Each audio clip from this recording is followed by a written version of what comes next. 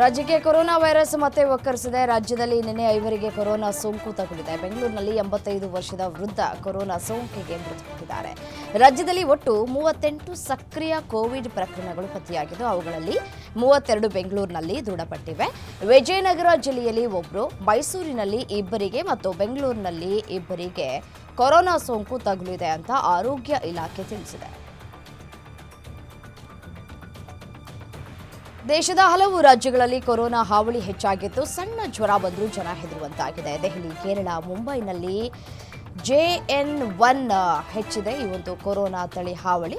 ದೆಹಲಿಯಲ್ಲಿ ಒಟ್ಟು 23 ಹೊಸ ಕೊರೋನಾ ಕೇಸು ಪತ್ತೆಯಾಗಿದೆ. ಕೇರಳದಲ್ಲಿ 273ಕ್ಕೆ ಪಾಸಿಟಿವ್ ಪ್ರಕರಣಗಳ ಸಂಖ್ಯೆ ಏರಿಕೆಯಾಗಿದೆ. ಮಹಾರಾಷ್ಟ್ರದ ರಾಜಧಾನಿ ಮುಂಬೈನಲ್ಲಿ ಒಟ್ಟು 95 ಕೇಸ್ ಪತ್ತೆಯಾಗಿದೆ. ಎಲ್ಲಾ ರಾಜ್ಯಗಳಿಗೆ ವಿಶೇಷ ಬೆಡ್ಗಳನ್ನು ಕಾಯ್ದಿರಿಸುವುದಕ್ಕೆ, ಆಕ್ಸಿಜನ್ ಸಿಲಿಂಡರ್ ಕೊರತೆ ಬಾರದಂತೆ ನೋಡಿಕೊಳ್ಳುವುದಕ್ಕೆ ಕೇಂದ್ರದಿಂದ ಸೂಚನೆಯನ್ನು ಕೂಡ ನೀಡಲಾಗಿದೆ.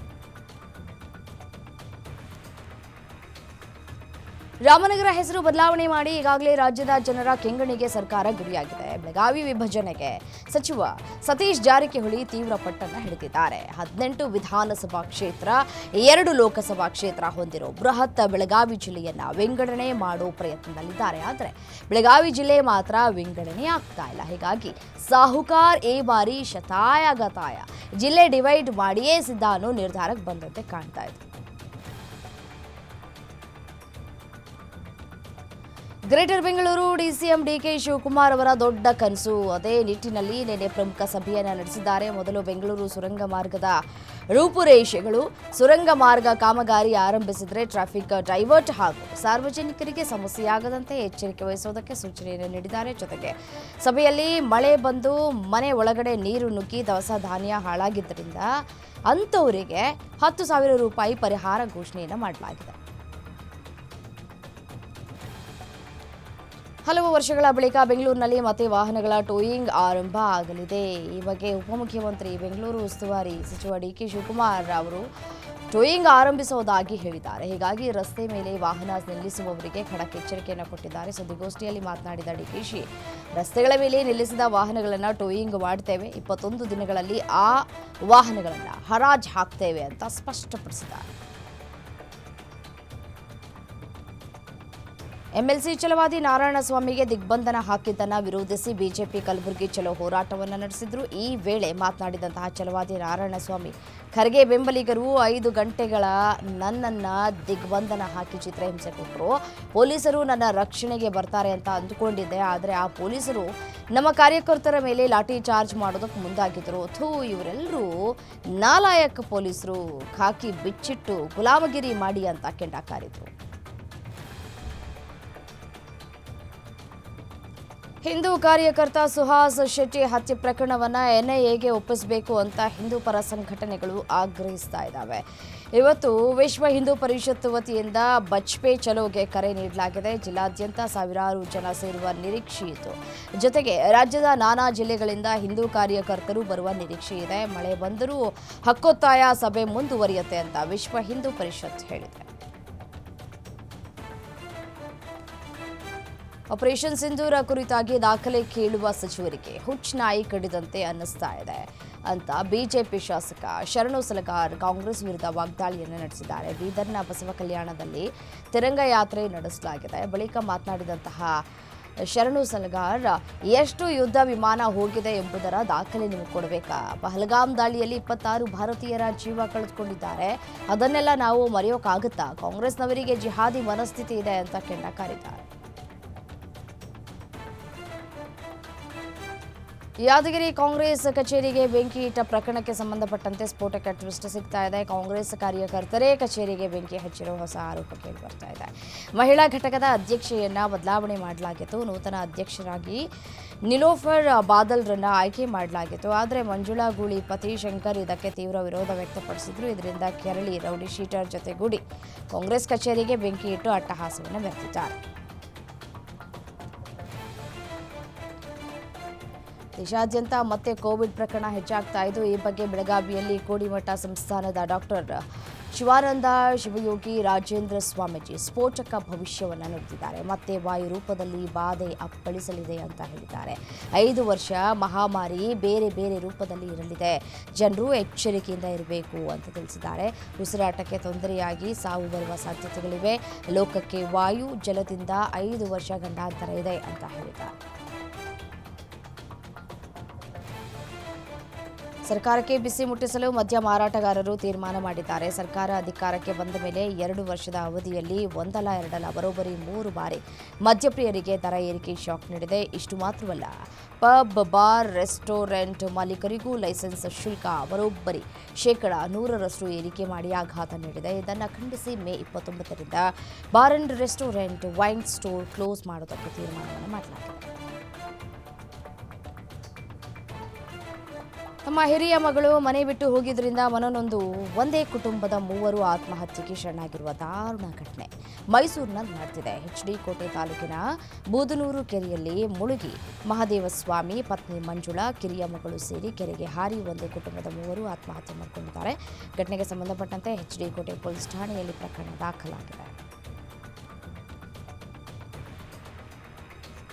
ಅಡ್ರೆಸ್ನಲ್ಲಿ ಸಿಂಗಲ್ ಡಿಜಿಟ್ ತಪ್ಪಾಗಿದ್ದಕ್ಕೆ ಗ್ರಾಹಕನ ಮೇಲೆ ಡೆಲಿವರಿ ಬಾಯ್ ಹಲ್ಲೆ ನಡೆಸಿದ ಪ್ರಕರಣಕ್ಕೆ ಸಂಬಂಧಪಟ್ಟಂತೆ ಇದೀಗ ಡೆಲಿವರಿ ಕಂಪನಿ ಗ್ರಾಹಕನಿಗೆ ಕ್ಷಮೆ ಯಾಚಿಸಿದೆ. ಡೆಲಿವರಿ ಬಾಯ್ ವಿಷ್ಣುವರ್ಧನ್ ಎಂಬಾತ ಗ್ರಾಹಕ ಶಶಾಂಕ್ ಅವರ ಮೇಲೆ ಹಲ್ಲೆ ನಡೆಸಿದ್ದ. ಬೆಂಗಳೂರಿನ ಬಸವೇಶ್ವರ ನಗರದಲ್ಲಿ ಈ ಘಟನೆ ನಡೆದಿತ್ತು. ಡೆಲಿವರಿ ಬಾಯ್ ಅಡ್ರೆಸ್ ವಿಚಾರವಾಗಿ ಬಾಯ್ಗೆ ಬಂದ ಹಾಗೆ ಮಾತಾಡ್ತಾ ಇದ್ದ. ಒಮ್ಮೆಲೆ ಡೆಲಿವರಿ ಬಾಯ್ ಹಲ್ಲೆ ನಡೆಸಿದ್ದು ಗ್ರಾಹಕನ ಕಣ್ಣಿಗೆ ಗಾಯವಾಗಿತ್ತು. ಇದೀಗ ಡೆಲಿವರಿ ಕಂಪನಿ ಗ್ರಾಹಕನಿಗೆ ಕ್ಷಮೆ ಕೇಳಿದೆ. ಬೆಂಗಳೂರಿನಲ್ಲಿ ದೇವರ ಹೆಸರಲ್ಲಿ ಖತರ್ನಾಕ್ ಗ್ಯಾಂಗ್ ಒಂದು ಹಣವನ್ನು ವಸೂಲಿ ಮಾಡೋದಕ್ಕೆ ಇಳಿದಿದೆ. ಇನ್ನು ಅವರು ಕೇಳಿದಷ್ಟು ಹಣ ಕೊಡದೆ ಹೋದರೆ ಹಿಗಾಮುಗ ಥಳಿಸ್ತಾ ಇದ್ದಾರೆ. ಬೆಂಗಳೂರಿನ ಮಾರತಹಳ್ಳಿಯ ಬಸ್ ನಿಲ್ದಾಣದ ಬಳಿ ಇಂತಹದೊಂದು ಘಟನೆ ನಡೆದಿದೆ. ಸಿಟಿ ಮಂದಿಯನ್ನ ಬೆಚ್ಚಿ ಬೀಳಿಸಿದೆ ಈ ಒಂದು ಪ್ರಕರಣ. ದೇವರ ಮೂರ್ತಿ ಚಾವಟಿ ಹಿಡಿದು ಹಣ ಕೇಳ್ತಾರೆ ಜನರು. ಬಸ್ ನಿಲ್ದಾಣದಲ್ಲಿ ನಿಂತಿದ್ದಂತಹ ವ್ಯಕ್ತಿ ಮೇಲೆ ಹಲ್ಲೆ ಕೂಡ ಮಾಡಿದ್ದಾರೆ. ಕೊಡದೇ ಇದ್ದಿದ್ದಕ್ಕೆ ಹಣವನ್ನು ಅವಾಚ್ಯ ಶಬ್ದಗಳಿಂದ ನಿಂದಿಸಿ ಥಳಿಸಿರುವಂತಹ ವಿಡಿಯೋ ಇದೀಗ ಸಿಕ್ಕಾಪಟ್ಟೆ ವೈರಲ್ ಆಗ್ತಾ ಇದೆ. ಡ್ಯಾನ್ಸ್ ಮಾಡುವಾಗಲೇ ಹೃದಯಾಘಾತದಿಂದ ಯುವಕನೊಬ್ಬ ಸಾವನ್ನಪ್ಪಿರುವಂತಹ ಘಟನೆ ವಿಜಯಪುರ ನಗರದ ಚಪ್ಪರ ಬಂದ ಕಾಲೋನಿಯಲ್ಲಿ ನಡೆದಿದೆ. ಯುವಕ ಸಂಬಂಧಿಕರ ಮದುವೆಯಲ್ಲಿ ಡ್ಯಾನ್ಸ್ ಮಾಡ್ತಾ ಇದ್ದ ವೇಳೆ ಏಕಾಏಕಿ ಕುಸಿದು ಬಿದ್ದಿದ್ದಾರೆ. ಮಹಮ್ಮದ್ ಪೈಗಂಬರ್ ಎಂದು ಗುರುತಿಸಲಾಗಿದೆ. ಚಿಕ್ಕ ವಯಸ್ಸಿನಲ್ಲೇ ಹಾರ್ಟ್ ಅಟ್ಯಾಕ್ ಆಗಿ ಸಾವನ್ನಪ್ಪಿದ್ದಾನೆ. ಗೋಳಗುಮಠ ಪೊಲೀಸ್ ಠಾಣಾ ವ್ಯಾಪ್ತಿಯಲ್ಲಿ ಘಟನೆ ನಡೆದಿದೆ. ಸೋದರ ಮಾವನ ಮಗಳ ಜೊತೆ ಮದುವೆಗೆ ನಕಾರ ಹಿನ್ನೆಲೆ ಯುವಕ ಆತ್ಮಹತ್ಯೆ ಮಾಡಿಕೊಂಡಿದ್ದಾನೆ. ಈ ಘಟನೆ ಚಿಕ್ಕಬಳ್ಳಾಪುರ ತಾಲೂಕಿನ ಅಜ್ಜವಾರ ಗ್ರಾಮದಲ್ಲಿ ನಡೆದಿದೆ. ಅಂದಹಾಗೆ ಮಂಜುನಾಥ್ ಸೋದರ ಮಾವನ ಅಪ್ರಾಪ್ತ ಮಗಳನ್ನ ಕೆಲ ವರ್ಷಗಳಿಂದ ಪ್ರೀತಿಸ್ತಾ ಇದ್ದ. ಮೊನ್ನೆ ಬಾಲಕಿಯ ಹುಟ್ಟು ಹಬ್ಬದ ಅಂಗವಾಗಿ ಮನೆಗೆ ಹೋಗಿ ವಿಶ್ ಮಾಡಿ ಬಂದಿದ್ದ. ಈ ವೇಳೆ ಬಾಲಕಿಯನ್ನ ಮದುವೆ ಆಗುವುದಾಗಿ ಮಂಜುನಾಥ್ ಹೇಳಿದ್ದು, ಇದಕ್ಕೆ ಸೋದರ ಮಾವ ಮಗಳನ್ನ ಕೊಡೋದಿಲ್ಲ ಅಂತ ಹೇಳಿದ್ರಂತೆ. ಇದೇ ನೋವಿನಲ್ಲಿ ಮನೆಗೆ ವಾಪಸ್ ಬಂದಿದ್ದಂತಹ ಮಂಜುನಾಥ್ ಆತ್ಮಹತ್ಯೆಗೆ ಶರಣಾಗಿದ್ದಾರೆ. ಪ್ರಥಮ PUC ವಿದ್ಯಾರ್ಥಿನಿಯ ಮೇಲೆ ಜನಪ್ರಿಯ ಸ್ವಾಮೀಜಿಯಿಂದ ಅತ್ಯಾಚಾರ ಆರೋಪ ಕೇಳಿ ಬರ್ತಾ ಇದೆ. ಬೆಳಗಾವಿ ರಾಮಮಂದಿರ ಮಠದ ಲೋಕೇಶ್ವರ ಸ್ವಾಮೀಜಿ ವಿರುದ್ಧ FIR ದಾಖಲಾಗಿದೆ. ಈತ ಏನು ಜನಪ್ರಿಯ ಸ್ವಾಮೀಜಿ ಅಲ್ಲ ಬಿಡಿ. ವಿದ್ಯಾರ್ಥಿಯನ್ನ ಡ್ರಾಪ್ ಮಾಡುವ ನೆಪದಲ್ಲಿ ಲಾಡ್ಜ್ಗೆ ಕರೆದೊಯ್ದು ಅತ್ಯಾಚಾರ ಮಾಡಿರುವುದಾಗಿ ದೂರಿನಲ್ಲಿ ಉಲ್ಲೇಖವಾಗಿದೆ. ಮೂಡಲಗಿ ಠಾಣೆಯಲ್ಲಿ ಕೇಸ್ ದಾಖಲಾಗಿದ್ದು ಸ್ವಾಮೀಜಿಯನ್ನ ಹಿಂಡಲಗ ಜೈಲಿಗೆ ಕಳುಹಿಸಲಾಗಿದೆ. BMTC ಬಸ್ನಲ್ಲಿ ಬರ್ಬರ್ತಾ ಅವ್ಯವಸ್ಥೆ ತಾಂಡವವಾಡ್ತಾ ಇದೆ. ಬಸ್ನಲ್ಲಿ ಅಂಗವಿಕಲರಿಗೆ ಸರಿಯಾದ ವ್ಯವಸ್ಥೆ ಇಲ್ಲ. ಈ ಕಾರಣ BMTC ಬಸ್ ವ್ಯವಸ್ಥೆ ಕುರಿತು ಭಾರಿ ಚರ್ಚೆ ಶುರುವಾಗ್ತಾ ಇದೆ. ಸೋಷಿಯಲ್ ಮೀಡಿಯಾದಲ್ಲಿ ಭಾರಿ ಆಕ್ರೋಶಗಳು ಕೂಡ ವ್ಯಕ್ತವಾಗ್ತಾ ಇದೆ. BMTC ಬಸ್ಗಳಲ್ಲಿ ಅಂಗವಿಕಲರಿಗಾಗಿ ಪ್ರತ್ಯೇಕ ಬಾಗಿಲು ಮಾಡಲಾಗಿದೆ. ಆದರೆ ಈ ರೀತಿ ಅನುಕೂಲ ಇದ್ರೂ ಚಾಲಕರು ಮತ್ತು ನಿರ್ವಾಹಕರು ಅಸಡ್ಡೆ ತೋರ್ತಾ ಇದ್ದಾರೆ. ಸರ್ಕಾರ ಅನುಕೂಲ ಮಾಡಿದ್ರೂ ಸರಿಯಾದ ಸೌಲಭ್ಯ ಸಿಗ್ತಾ ಇಲ್ಲ ಅಂತ ಸದ್ಯ ಸಾರ್ವಜನಿಕರು ಆಕ್ರೋಶವನ್ನು ವ್ಯಕ್ತಪಡಿಸ್ತಾ ಇದ್ದಾರೆ. ದೇವರು ಕೊಟ್ಟರು ಪೂಜಾರಿ ಕೊಡಲ್ಲ ಅನ್ನೋ ಆಯ್ತು ಕತೆ. ನಿನ್ನೆ ಸಿಇಟಿ ಪರೀಕ್ಷೆ ಫಲಿತಾಂಶವನ್ನು ಸಚಿವ ಎಂಸಿ ಸುಧಾಕರ್ ಪ್ರಕಟಿಸಿದರು. ಸುದ್ದಿಗೋಷ್ಠಿಯಲ್ಲಿ ಜನಿವಾರ ವಿಚಾರ ಪ್ರಸ್ತಾಪಿಸಿದರು. ನಾವು ಜನಿವಾರ ತೆಗಿಬೇಕು ಅಂತ ಪ್ರಕಟಣೆ ಮಾಡಿಲ್ಲ. ಈ ರೀತಿ ಘಟನೆಗಳಿಗೆ ಕಾರಣರಾದ ಸಿಬ್ಬಂದಿ ಮೇಲೂ ಕ್ರಮವನ್ನು ಜರುಗಿಸಿದ್ದೇವೆ. ಆದರೆ ಇದು ಕೇವಲ ಶಿವಮೊಗ್ಗ ಹಾಗೂ ಬೀದರ್ನಲ್ಲಿ ನಡೆದಿದೆ. ಜನಿವಾರ ಪ್ರಕರಣಕ್ಕೆ ಸಂಬಂಧಪಟ್ಟಂತೆ ವಿದ್ಯಾರ್ಥಿ ಅವರೇಜ್ ಅಂಕ ನೀಡಿದ್ದೇವೆ. ಹಾಗಾಗಿ 2,06,000 ರ್ಯಾಂಕಿಂಗ್ ಬಂದಿವೆ ಅಂತ ಕೂಡ ಹೇಳಿದ್ದಾರೆ. ಮಳೆ ನಿಂತರೂ ಮಳೆ ಹನಿ ನಿಲ್ಲಲ್ಲ ಅನ್ನೋ ಮಾತಿದೆ. ಅಂತೆಯೇ ಈ ಬಾರಿ ವರುಣ ಸಾಯಿ ಲೇಔಟ್ನಲ್ಲಿ ಅಕ್ಷರಶಃ ಆ ಒಂದು ಏರಿಯಾವನ್ನು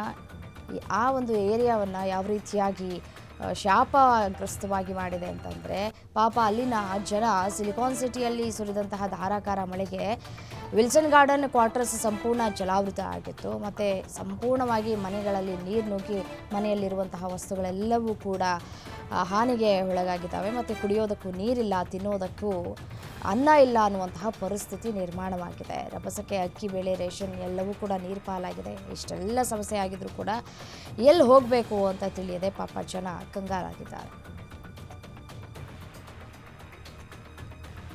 ದಕ್ಷಿಣ ಕನ್ನಡ ಜಿಲ್ಲೆಯಾದ್ಯಂತ ಇಂದಿನಿಂದ 4 ದಿನ ಹವಾಮಾನ ಇಲಾಖೆ ರೆಡ್ ಅಲರ್ಟ್ ಘೋಷಿಸಿದೆ. ಭಾರೀ ಮಳೆಯಾಗುವ ಸಾಧ್ಯತೆ ಇದೆ. ಮುನ್ನೆಚ್ಚರಿಕೆ ವಹಿಸುವಂತೆ ಸೂಚನೆ ಕೊಟ್ಟಿದ್ದು, ನದಿ, ಸಮುದ್ರ ತೀರದ ನಿವಾಸಿಗಳು ಎಚ್ಚರಿಕೆಯಿಂದ ಇರುವಂತೆ ಜಿಲ್ಲಾಡಳಿತ ಸೂಚಿಸಿದೆ. ಮೀನುಗಾರರು ಮೀನುಗಾರಿಕೆಗೆ ತೆರಳದಂತೆ ಎಚ್ಚರಿಕೆಯನ್ನು ಕೂಡ ಕೊಡಲಾಗಿದೆ.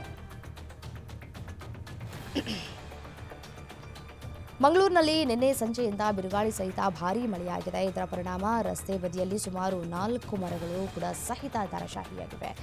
ಚಿಲಿಂಬಿಯಲ್ಲಿ ರಸ್ತೆ ಬದಿಯಲ್ಲಿದ್ದಂತಹ 4 ಮರಗಳು ನೆಲಕ್ಕೆ ಬಿದ್ದಿವೆ. ಮರ ಬಿದ್ದ ಪರಿಣಾಮ ರಸ್ತೆಯಲ್ಲಿ ನಿಂತಿದ್ದಂತಹ ಕಾರು ಜಖಮಾಗಿದೆ. ಅದೃಷ್ಟವಶಾತ್ ಕಾರಿನಲ್ಲಿದ್ದವರು ಪ್ರಾಣಾಪಾಯದಿಂದ ಪಾರಾಗಿದ್ದಾರೆ. ಶಿವಮೊಗ್ಗ, ಚಿಕ್ಕಮಗಳೂರು ಭಾಗದಲ್ಲಿ ಭಾರೀ ಮಳೆಯಾಗ್ತಾ ಇದೆ. ಶಿವಮೊಗ್ಗದ ಗಾಜನೂರು, ತುಂಗಾ ಜಲಾಶಯದ ನೀರಿನ ಮಟ್ಟ ಹೆಚ್ಚಳವಾಗ್ತಾ ಇದೆ. ಹೀಗಾಗಿ ಡ್ಯಾಂನಿಂದ ಯಾವುದೇ ವೇಳೆ ನೀರು ಹೊರಕ್ಕೆ ಬಿಡುವಂತಹ ಸಾಧ್ಯತೆ ಹಿನ್ನೆಲೆ ಗಾಜನೂರಿನ ತುಂಗಾ ಡ್ಯಾಂ ಭಾಗದ ಜನರಿಗೆ ಎಚ್ಚರಿಕೆಯನ್ನು ನೀಡಲಾಗಿದೆ. ಒಳಹರಿವು ಹೆಚ್ಚಳ ಹಿನ್ನೆಲೆ ಡ್ಯಾಂ ಕೆಳಭಾಗ ಹಾಗೂ ನದಿ ಪಾತ್ರದ ಜನರಿಗೆ ಸೂಚನೆಯನ್ನು ಕೂಡ ಕೊಡಲಾಗಿದೆ. ಆಲಿಕಲ್ಲು ಮಳೆಗೆ 100 ಎಕರೆಯಲ್ಲಿ ಬೆಳೆದಿದ್ದಂತಹ ಟೊಮೆಟೊ ಹಾಳಾಗಿರುವಂತಹ ಘಟನೆ ಬಳ್ಳಾರಿ ಜಿಲ್ಲೆಯಲ್ಲಿ ನಡೆದಿದೆ. ಆಲಿಕಲ್ಲು ಮಳೆಗೆ ಟೊಮೆಟೊ ಗಿಡದ ಸುಳಿಗಳು ಮುರಿದು ಬಿದ್ದಿದ್ದು ರೈತರು ಸಂಕಷ್ಟಕ್ಕೆ ಸಿಲುಕಿದ್ದಾರೆ. ಈಗಿರುವ ಬೆಲೆಗೆ ಸುಮಾರು 10 ರಿಂದ 15 ಲಕ್ಷ ಆದಾಯ ಬರ್ತಾ ಇತ್ತು. ಆದರೆ ಈಗ ಲಕ್ಷಾಂತರ ರೂಪಾಯಿ ನಷ್ಟದಿಂದ ರೈತರು ಕಂಗಾಲಾಗಿದ್ದಾರೆ. ವೀಕೆಂಡ್ ಹಿನ್ನೆಲೆಯಿಂದಾಗಿ ನೆಲಮಂಗಲದಲ್ಲಿ ಭೀಕರ ಟ್ರಾಫಿಕ್ ಜಾಮ್ ಉಂಟಾಗಿ ಪ್ರಯಾಣಿಕರು ಪರದಾಡುವಂತಾಗಿತ್ತು. ಕುಣಿಗಲ್ನ ನೆಲಮಂಗಲ ರಾಷ್ಟ್ರೀಯ ಹೆದ್ದಾರಿ 75ರಲ್ಲಿ ಸಿಕ್ಕಾಪಟ್ಟೆ ಟ್ರಾಫಿಕ್ ಜಾಮ್ ಉಂಟಾಗಿದ್ದು, ಟ್ರಾಫಿಕ್ ನಿಯಂತ್ರಣ ಮಾಡುವುದಕ್ಕೆ ನೆಲಮಂಗಲ ಸಂಚಾರಿ ಪೊಲೀಸರು ಹರಸಾಹಸ ಪಡುವಂತಹ ಸ್ಥಿತಿ ನಿರ್ಮಾಣವಾಗಿತ್ತು. ಪ್ರತಿ ವೀಕೆಂಡ್ನಲ್ಲಿಯೂ ಇದೇ ಹಣೆ ಬರಹ ಅಂತ ವಾಹನ ಸವಾರರು ತಮ್ಮಲ್ಲೇ ತಾವು ಗೊಣಕೊಳ್ತಾ ಇದ್ರು.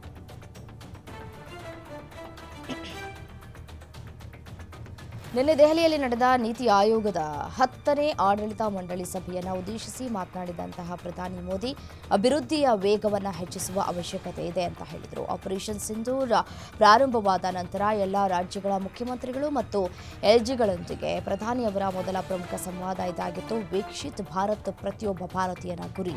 ಪ್ರತಿಯೊಂದು ರಾಜ್ಯವೂ ವೀಕ್ಷಿತ್ ಆಗಿದ್ದರೆ ಭಾರತವೂ ವೀಕ್ಷಿತ್ ಆಗಿರುತ್ತದೆ. ಇದು 140 ಕೋಟಿ ನಾಗರಿಕರ ಆಕಾಂಕ್ಷೆಯಾಗಿದೆ ಅಂತ ಪ್ರಧಾನಿ ಮೋದಿ ಹೇಳಿದ್ದಾರೆ. ಪಾಕಿಸ್ತಾನ ಹಾಗೂ ಭಾರತದ ಸಂಘರ್ಷದ ನಡುವೆ ಒಂದಷ್ಟು ಗಡಿ ಪ್ರದೇಶಗಳಲ್ಲಿ ಹಾನಿಯಾಗಿದೆ. ಪಾಕಿಸ್ತಾನ ಹೇಡೆಯಂತೆ ನಾಗರಿಕರನ್ನು ಟಾರ್ಗೆಟ್ ಮಾಡಿ ಶೆಲ್ ದಾಳಿ ನಡೆಸಿತ್ತು. ಈ ರೀತಿ ದಾಳಿಗೆ ಒಳಗಾದಂತಹ ಜಮ್ಮು ಕಾಶ್ಮೀರ, ಪೂಂಚ್ನ ಪ್ರದೇಶಗಳಿಗೆ ಕಾಂಗ್ರೆಸ್ ನಾಯಕ ರಾಹುಲ್ ಗಾಂಧಿ ಭೇಟಿ ನೀಡಿದ್ರು. ನಿಮ್ಮ ನೋವನ್ನು ರಾಷ್ಟ್ರಮಟ್ಟದಲ್ಲಿ ಧ್ವನಿ ಎತ್ತುವ ಭರವಸೆಯನ್ನು ಕೊಟ್ಟರು. ಜೊತೆಗೆ ಪಾಕಿಸ್ತಾನ ದಾಳಿಗೆ ಗುರಿಯಾಗಿದ್ದ ಶಾಲೆ ಹಾಗೂ ಗುರುದ್ವಾರಕ್ಕೂ ವಿಸಿಟ್ ಮಾಡಿದರು. 2018ರಲ್ಲಿ ನಡೆದ ಕಾಂಗ್ರೆಸ್ನ ಪೂರ್ಣಾಧಿವೇಶನದ ಸಂದರ್ಭದಲ್ಲಿ ರಾಹುಲ್ ಗಾಂಧಿ ಅಮಿತ್ ಶಾ ವಿರುದ್ಧ ಅವಹೇಳನಕಾರಿ ಹೇಳಿಕೆಯನ್ನು ನೀಡಿದರು. ರಾಹುಲ್ ಗಾಂಧಿ ಹೇಳಿಕೆಯು ಮಾನಹಾನಿಕರವಾಗಿದೆ ಅಂತ ಆರೋಪಿಸಿ ನ್ಯಾಯಾಲಯದಲ್ಲಿ ಅವರ ವಿರುದ್ಧ ಅಮಿತ್ ಶಾ ಪ್ರಕರಣ ದಾಖಲಿಸಿದ್ರು. ಇದೀಗ ರಾಹುಲ್ ಗಾಂಧಿ ವಿರುದ್ಧ ಜಾರ್ಖಂಡ್ನ ಚೈಬಾಸಾದ ಜನಪ್ರತಿನಿಧಿಗಳ ನ್ಯಾಯಾಲಯ ಜಾಮೀನು ರಹಿತ ವಾರೆಂಟ್ ಹೊರಡಿಸಿದ್ದು, ಜೂನ್ 26ರಂದು ನ್ಯಾಯಾಲಯದ ಮುಂದೆ ಖುದ್ದಾಗಿ ಹಾಜರಾಗುವಂತೆ ಆದೇಶಿಸಿದೆ. ಹರಿಯಾಣದ ಬಿಜೆಪಿ ರಾಜ್ಯಸಭಾ ಸದಸ್ಯ ರಾಮಚಂದ್ರ ಜಾಂಗ್ರಾ ವಿವಾದಾತ್ಮಕ ಹೇಳಿಕೆಯೊಂದನ್ನು ನೀಡಿದ್ದಾರೆ. ಪಹಲ್ಗಾಮ್ನಲ್ಲಿ ಪತಿಯನ್ನು ಕಳೆದುಕೊಂಡ ಯುವತಿಯರು ಪತಿಯ ಪ್ರಾಣ ಭಿಕ್ಷೆ ಬೇಡದೆ ಭಯೋತ್ಪಾದಕರ ವಿರುದ್ಧವೇ ಕಾಳಗಕ್ಕೆ ನಿಲ್ಲಬೇಕಿತ್ತು ಅಂತ ಹೇಳಿದ್ದಾರೆ. ನನ್ನ ಪ್ರಕಾರ ಅವರಿಗೆ ಹೊಡೆದಾಡುವ ಶಕ್ತಿ ಇತ್ತು. ಒಂದು ವೇಳೆ ಹಾಗೆ ಆಗಿದ್ದೇ ಆದಲ್ಲಿ ಪ್ರಾಣಹಾನಿಗಳು ಕಡಿಮೆಯಾಗ್ತಾ ಇದ್ವು. ಪ್ರತಿಯೊಬ್ಬ ಮಹಿಳೆಯೂ ಆ ವೇಳೆ ಅಗ್ನಿವೀರರಂತೆ ಹೋರಾಡಬೇಕಿತ್ತು ಅಂತ ಹೇಳಿಕೆ ನೀಡಿ ವಿವಾದಕ್ಕೆ ಗುರಿಯಾಗಿದ್ದಾರೆ. ಕರ್ನಲ್ ಸೋಫಿಯಾ ಖುರೇಷಿ ಕುರಿತು ವಿವಾದಾತ್ಮಕ ಹೇಳಿಕೆ ನೀಡಿದ್ದ ಬಿಜೆಪಿ ಸಚಿವ ವಿಜಯ್ ಶಾಗೆ ಸುಪ್ರೀಂ ಕೋರ್ಟ್ ತರಾಟೆಗೆ ತೆಗೆದುಕೊಂಡಿದೆ. ಇದೀಗ ಸಚಿವ ತಮ್ಮ ಹೇಳಿಕೆಯಿಂದ ಉಲ್ಟಾ ಹೊಡೆದಿದ್ದಾರೆ. ನಾನು ಇಡೀ ಭಾರತೀಯ ಸೇನೆ, ಸಹೋದರಿ ಕರ್ನಲ್ ಸೋಫಿಯಾ ಮತ್ತು ಎಲ್ಲ ದೇಶವಾಸಿಗಳಿಗೆ ಪ್ರಾಮಾಣಿಕವಾಗಿ ಕ್ಷಮೆಯಾಚಿಸುತ್ತೇನೆ ಅಂತ ಶಾ ಹೇಳಿದ್ದಾರೆ. ಯಾವುದೇ ಸಮುದಾಯವನ್ನು ನೋಯಿಸುವ ಉದ್ದೇಶ ನನಗಿಲ್ಲ. ನನ್ನ ಭಾಷಾ ದೋಷದಿಂದ ಈ ಹೇಳಿಕೆ ಬಂದಿದೆ ಅಂತ ತಮ್ಮ ಎಕ್ಸ್ನಲ್ಲಿ ವಿಡಿಯೋವೊಂದನ್ನು ಹಂಚಿಕೊಂಡಿದ್ದಾರೆ. ಗುಜರಾತ್ ಭಯೋತ್ಪಾದನಾ ನಿಗ್ರಹ ದಳ ಕಚ್ ಗಡಿ ಪ್ರದೇಶದಿಂದ ಮತ್ತೊಬ್ಬ ಶಂಕಿತ ಗೂಢಚಾರನನ್ನ ಬಂಧಿಸಿದೆ. ಆರೋಪಿಯನ್ನ ಸಹದೇವ್ ಸಿಂಗ್ ಗೋಹಿಲ್ ಅಂತ ಹೇಳಿ ಗುರುತಿಸಲಾಗಿದ್ದು, ಗುಜರಾತ್ ನಿವಾಸಿಯಾಗಿದ್ದಾನೆ. ಬಂಧಿತ ಆರೋಪಿ ಪಾಕಿಸ್ತಾನದ ಇಂಟರ್ ಸರ್ವೀಸಸ್ ಇಂಟೆಲಿಜೆನ್ಸ್ನೊಂದಿಗೆ ಸಂಪರ್ಕದಲ್ಲಿದ್ದ ಹಾಗೂ ಭಾರತಕ್ಕೆ ಸಂಬಂಧಿಸಿದಂತಹ ಸೂಕ್ಷ್ಮ ಮಾಹಿತಿಯನ್ನು ಪೂರೈಸ್ತಾ ಇದ್ದ ಅಂತ ವರದಿಯಾಗಿದೆ. ಕಳೆದ ತಿಂಗಳು ಜಮ್ಮು ಮತ್ತು ಕಾಶ್ಮೀರದ ಪಹಲ್ಗಾಮ್ನಲ್ಲಿ ನಡೆದ ಭಯೋತ್ಪಾದಕ ದಾಳಿಯಲ್ಲಿ 26 ನಾಗರಿಕರು ಮೃತಪಟ್ಟಿರುವಂತಹ ಹಿನ್ನೆಲೆಯಲ್ಲಿ ಭಾರತ ಮತ್ತು ಪಾಕಿಸ್ತಾನದ ನಡುವಿನ ಉದ್ವಿಗ್ನತೆಯಿಂದಾಗಿ ಭಾರತವು ಪಾಕಿಸ್ತಾನದ ವಿಮಾನಗಳ ಮೇಲಿನ ವಾಯು ಪ್ರದೇಶ ನಿಷೇಧವನ್ನು ಜೂನ್ 23ರವರೆಗೆ ವಿಸ್ತರಿಸಿದೆ. ನಾಗರಿಕ ವಿಮಾನಯಾನ ಸಚಿವಾಲಯದ ಸೂಚನೆಯಂತೆ ಭಾರತವು notice to airmen air missions ಜಾರಿಗೊಳಿಸಿದೆ. ಕೊಚ್ಚಿಗೆ ಬರ್ತಾ ಇದ್ದ ಸರಕು ಸಾಗಣೆ ಹಡಗಿನಲ್ಲಿದ್ದಂತಹ ತೈಲ ತುಂಬಿದ ಕಂಟೈನರ್ಗಳು ಸಮುದ್ರದ ಪಾಲಾಗಿವೆ. ಸುಮಾರು 10 ಕಂಟೈನರ್ಗಳು ಸಮುದ್ರದ ಪಾಲಾಗಿದ್ದು ಜನರಲ್ಲಿ ಆತಂಕ ಸೃಷ್ಟಿಸಿದೆ. ಆದುದರಿಂದ ಕಂಟೈನರ್ಗಳು ದಡಕ್ಕೆ ಬಂದರೆ ಅವುಗಳ ಬಳಿ ತೆರಳದಂತೆ ಕೇರಳ ರಾಜ್ಯ ನೈಸರ್ಗಿಕ ವಿಕೋಪ ನಿರ್ವಹಣೆ ಪ್ರಾಧಿಕಾರವು ಸಾರ್ವಜನಿಕರಿಗೆ ಎಚ್ಚರಿಕೆಯನ್ನು ಕೊಟ್ಟಿದೆ. ಸ್ಥಳಕ್ಕೆ ಧಾವಿಸಿರೋ ರಕ್ಷಣಾ ತಂಡಗಳು ಕಾರ್ಯಾಚರಣೆಯಲ್ಲಿ ತೊಡಗಿವೆ. ಈ ಬಾರಿ ವಾಡಿಕೆಗಿಂತ ಮೊದಲೇ ಮುಂಗಾರು ಪ್ರಾರಂಭವಾಗಲಿದೆ. ಮುಂದಿನ 24 ಗಂಟೆಗಳ ಒಳಗೆ ಕೇರಳಕ್ಕೆ ಮಾನ್ಸೂನ್ ಆಗಮಿಸಲಿದೆ. 16 ವರ್ಷಗಳಲ್ಲಿ ಇದೇ ಮೊದಲ ಬಾರಿಗೆ ಕೇರಳದಲ್ಲಿ ಅವಧಿಗಿಂತ ಮೊದಲೇ ಮಾನ್ಸೂನ್ ಪ್ರವೇಶಿಸಲಿದೆ. ಮಾನ್ಸೂನ್ ಆರಂಭಕ್ಕೆ ಎಲ್ಲ ಅನುಕೂಲಕರ ಪರಿಸ್ಥಿತಿಗಳು ರಾಜ್ಯದಲ್ಲಿ ಅಭಿವೃದ್ಧಿಗೊಂಡಿದ್ದು, ಕಳೆದ 2 ದಿನಗಳಿಂದ ಕೇರಳದ ಹಲವಾರು ಭಾಗಗಳಲ್ಲಿ ಭಾರೀ ಮಳೆಯಾಗಿದೆ. ತಮಿಳುನಾಡಿನ ದಿಂಡಿಗಲ್ ಜಿಲ್ಲೆಯಲ್ಲಿ ಶುಕ್ರವಾರ ಖಾಸಗಿ ಬಸ್ ಚಾಲನೆ ಮಾಡುವಾಗಲೇ ಡ್ರೈವರ್ಗೆ ಹೃದಯಾಘಾತವಾಗಿದೆ. ಈ ವೇಳೆ ಕಂಡಕ್ಟರ್ ಮತ್ತು ಪ್ರಯಾಣಿಕರ ಸಮಯ ಪ್ರಜ್ಞೆಯಿಂದ ಭಾರೀ ಆಘಾತವೊಂದು ತಪ್ಪಿದೆ.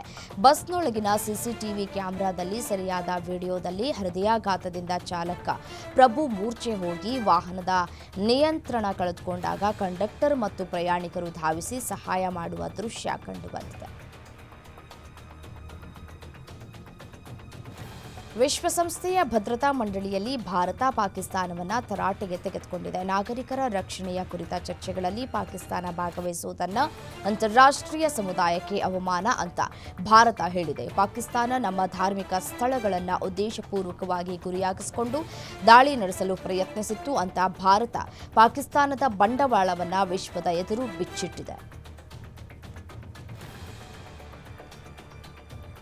ಬಾಂಗ್ಲಾದೇಶ ಸರ್ಕಾರದ ಮುಖ್ಯಸ್ಥರಾಗಿ ಮೊಹಮ್ಮದ್ ಯೂನಸ್ ಮುಂದುವರಿಯಲಿದ್ದಾರೆ. ಅವರು ರಾಜೀನಾಮೆ ನೀಡೋದಿಲ್ಲ ಅಂತ ಬಾಂಗ್ಲಾದೇಶ ಸರ್ಕಾರ ಖಚಿತಪಡಿಸಿದೆ. ಬಾಂಗ್ಲಾ ಸೇನೆಯೊಂದಿಗಿನ ಭಿನ್ನಾಭಿಪ್ರಾಯದ ನಡುವೆ ಯೂನಸ್ ರಾಜೀನಾಮೆ ನೀಡುತ್ತಾರೆ ಎಂಬ ವದಂತಿ ಹರಡಿತ್ತು. ಆ ವದಂತಿಗೆ ತೆರೆ ಬಿದ್ದಿದೆ.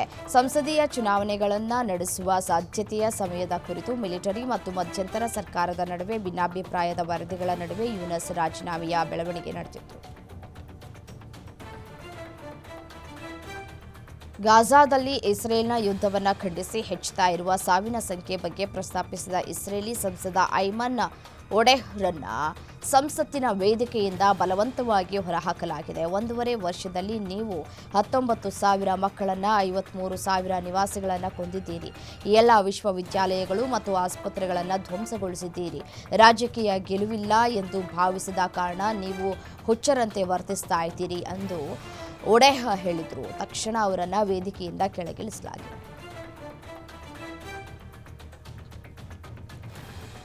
ಅನೇಕ ಬ್ಯಾಂಕ್ಗಳಲ್ಲಿ ವಂಚನೆ ಪ್ರಕರಣದಲ್ಲಿ ಬೇಕಾಗಿದ್ದಂತಹ ಪ್ರಮುಖ ಆರೋಪಿಯಾಗಿರುವಂತಹ ಅಂಗದ್ ಚಾಂದೋಕನನ್ನು ಅಮೆರಿಕದಿಂದ ಭಾರತಕ್ಕೆ ಗಡೀಪಾರು ಮಾಡಲಾಗಿದೆ.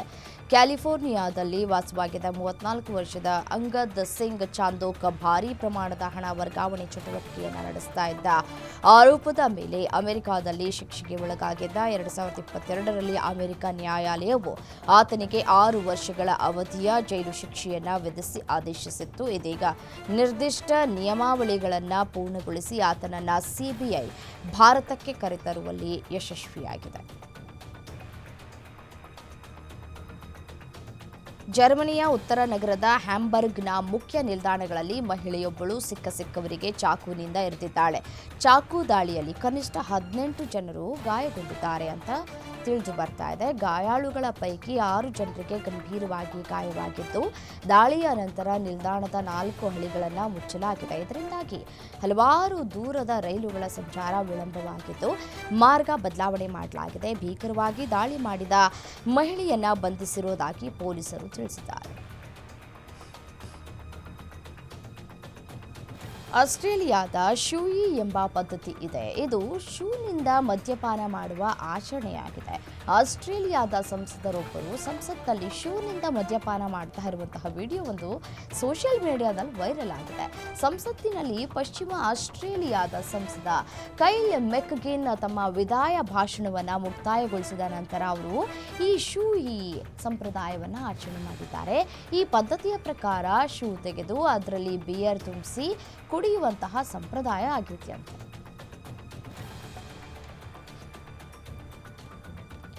ಜೈಪುರದ ಸವಾಯಿ ಮಾನ್ಸಿಂಗ್ ಕ್ರೀಡಾಂಗಣದಲ್ಲಿ ನಡೆದ ಐಪಿಎಲ್ ಪಂದ್ಯದಲ್ಲಿ ಪಂಜಾಬ್ ಕಿಂಗ್ಸ್ ವಿರುದ್ಧ ಡೆಲ್ಲಿ ಕ್ಯಾಪಿಟಲ್ಸ್ ಭರ್ಜರಿ ಜಯ ಸಾಧಿಸಿದೆ. ಈ ಪಂದ್ಯದಲ್ಲಿ ಟಾಸ್ ಗೆದ್ದಿದ್ದ ಡೆಲ್ಲಿ ಮೊದಲು ಬೌಲಿಂಗ್ ಆಯ್ಕೆ ಮಾಡಿಕೊಂಡಿತ್ತು. ಮೊದಲು ಬ್ಯಾಟಿಂಗ್ ಮಾಡಿದ ಪಂಜಾಬ್ ಕಿಂಗ್ಸ್ ತಂಡ 20 ಓವರ್ಗಳಿಗೆ 8 ವಿಕೆಟ್ಗಳ ನಷ್ಟಕ್ಕೆ 206 ರನ್ಗಳನ್ನು ಕಲೆ ಹಾಕಿತ್ತು. 207 ರನ್ಗಳ ಗುರಿಯನ್ನು ಹಿಂಬಾಲಿಸಿದ ಡೆಲ್ಲಿ ತಂಡ 19.3 ಓವರ್ಗಳಿಗೆ 4 ವಿಕೆಟ್ ನಷ್ಟಕ್ಕೆ 208 ರನ್ ಗಳಿಸಿ 6 ವಿಕೆಟ್ಗಳ ಗೆಲುವನ್ನು ದಾಖಲಿಸಿದೆ.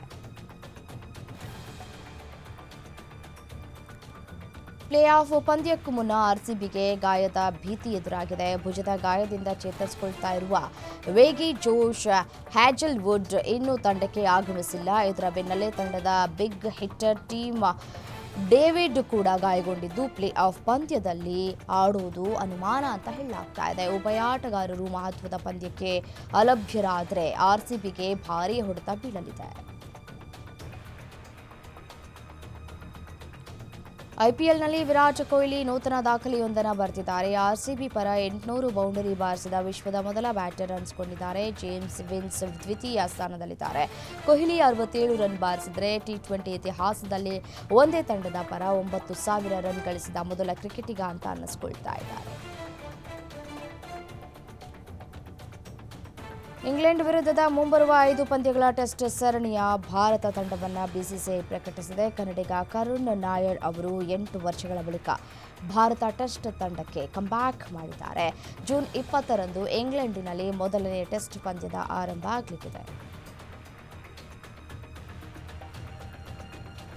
ಮಡನೂರು ಮನು ವಿರುದ್ಧ ಪೊಲೀಸರು ತನಿಖೆಯನ್ನು ಚುರುಕುಗೊಳಿಸಿದ್ದಾರೆ. ಸಂತ್ರಸ್ತೆಯ ವಿಚಾರಣೆ ವೇಳೆ ಆರೋಪಿ ಮನು ಅತ್ಯಾಚಾರ ಮಾಡಿದ್ದಾನೆ ಅಂತ ಆರೋಪಿಸಿದ್ದಾರೆ. ಆದರೆ ಆರೋಪಿ ನಾನೇನು ಮಾಡಿಲ್ಲ ಅಂತ ವಾದಿಸ್ತಾ ಇದ್ದಾನೆ.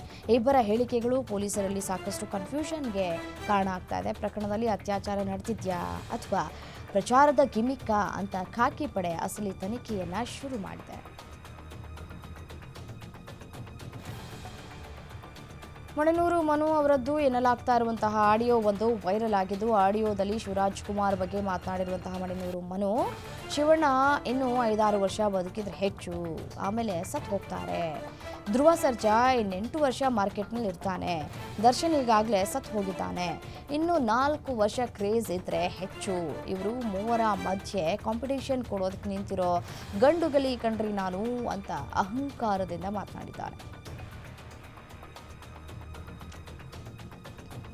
ಕೆಎಸ್ಡಿಎಲ್ ಸಂಸ್ಥೆಯನ್ನು ಜಾಗತಿಕ ಮಟ್ಟಕ್ಕೆ ಕೊಂಡೊಯ್ಯುವ ಉದ್ದೇಶದಿಂದ ಬಹುಭಾಷಾ ನಟಿ ತಮ್ಮಣ್ಣರನ್ನ ಪ್ರಚಾರ ರಾಯಭಾರಿಯನ್ನಾಗಿ ನೇಮಿಸಿಕೊಳ್ಳಲಾಗಿದ್ದು ವಿವಾದದ ಕಿಡಿ ಹೊತ್ತುಕೊಂಡಿದೆ. ನಟಿ ರಮ್ಯಾ ಕೂಡ ಈ ನಡೆಯನ್ನು ಟೀಕಿಸಿದ್ದಾರೆ. ಈ ಬಗ್ಗೆ ಇನ್ಸ್ಟಾಗ್ರಾಮ್ ಸ್ಟೋರಿಯಲ್ಲಿ ತಮ್ಮ ಅಭಿಪ್ರಾಯವನ್ನು ಹಂಚಿಕೊಂಡಿರುವಂತಹ ರಮ್ಯಾ, ಆಧುನಿಕ ಯುಗದಲ್ಲಿ ಉತ್ಪನ್ನವೊಂದನ್ನು ಜನರಿಗೆ ತಲುಪಿಸುವುದಕ್ಕೆ ಹಲವು ದಾರಿಗಳಿವೆ. ಉತ್ಪನ್ನವನ್ನು ಜನರಿಗೆ ತಲುಪಿಸುವುದಕ್ಕೆ ಸೆಲೆಬ್ರಿಟಿಯೊಬ್ಬರನ್ನು ಆಯ್ಕೆ ಮಾಡಿ ಅವರ ಮೂಲಕವೇ ಪ್ರಚಾರ ಮಾಡಬೇಕು ಎಂಬುದು ಹಳೆಯ ಮಾದರಿ ಅಲ್ಲದೆ ಇದರಿಂದ ತೆರಿಗೆದಾರರ ಹಣವನ್ನ ಪೋಲು ಮಾಡಿದಂತಾಗುತ್ತೆ ಅಂತ ಹೇಳ್ತಾರೆ.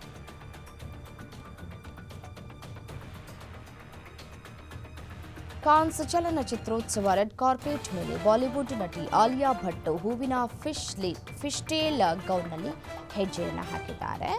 ಅವರ ಈ ನಡೆಗೆ ಅಲ್ಲಿ ಸೇರಿದಂತಹ ಜನ ಫಿದಾ ಆಗಿದ್ದಾರೆ. ಹಾಲಿವುಡ್ ತಾರೆಯರಿಗಿಂತ ಕಡಿಮೆ ಏನಿಲ್ಲ ನಮ್ಮ ಬಾಲಿವುಡ್ ಬೆಡಗಿಯರು ಅನ್ನುವಂತೆ ಬಿಳಿ ಬಣ್ಣದ ಗೌನ್ನಲ್ಲಿ ಸರಳವಾದ ಮೇಕಪ್ ಲುಕ್ನಲ್ಲಿ ಎಲ್ಲರ ದೃಷ್ಟಿಯನ್ನು ತನ್ನತ್ತ ಆಕರ್ಷಿಸುವಲ್ಲಿ ಆಲಿಯಾ ಭಟ್ ಯಶಸ್ವಿಯಾಗಿದ್ದಾರೆ. ಅನಾಥ ಹಾಗೂ ಅಸಹಾಯಕ ಮಕ್ಕಳಿಗೆ ಮೋಹಕ ತಾರೆ ರಮ್ಯಾ ಆಸರಿಯಾಗಿದ್ದಾರೆ. ಶಾಲಾ ಮಕ್ಕಳಿಗೆ ಬ್ಯಾಗ್, ಬುಕ್ಸ್, ಶೂ ಅನ್ನು ಕೊಡಿಸಿದ್ದಾರೆ. ಒಂದು ವಿಡಿಯೋ ಮೂಲಕ ಮಕ್ಕಳ ಜೊತೆ ಮಾತನಾಡಿದ್ದು ಸದ್ಯದಲ್ಲೇ ನೇರವಾಗಿ ಭೇಟಿ ಮಾಡುವ ಭರವಸೆಯನ್ನು ಕೊಟ್ಟಿದ್ದಾರೆ.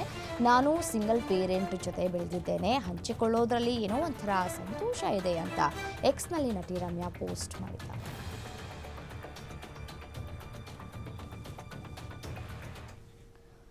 ಇವಿಷ್ಟು ಈ ಕ್ಷಣದ ನ್ಯೂಸ್ ಅಪ್ಡೇಟ್. ನೋಡ್ತಾ ಇರಿ ಗ್ಯಾರಂಟಿ ನ್ಯೂಸ್, ಸುದ್ದಿ ಖಚಿತ, ನ್ಯಾಯ ನಿಶ್ಚಿತ.